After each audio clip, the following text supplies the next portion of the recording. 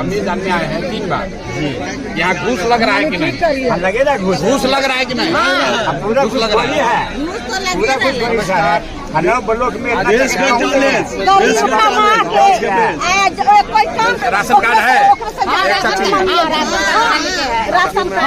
Ration card में कै kilo अनाज मिल रहा है? 4 की 5? 4 किलो। 1 किलो चोरी कर रहा है, 4 किलो मिल रहा है। 4 किलो में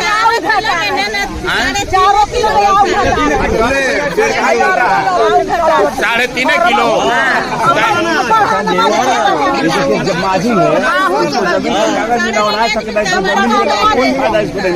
आपको जो जमीन 11 में लिखा हुआ है, 11 में है लिखा हुआ कि 11 में आपको जमीन मिल गया, आज तक नहीं मिला है।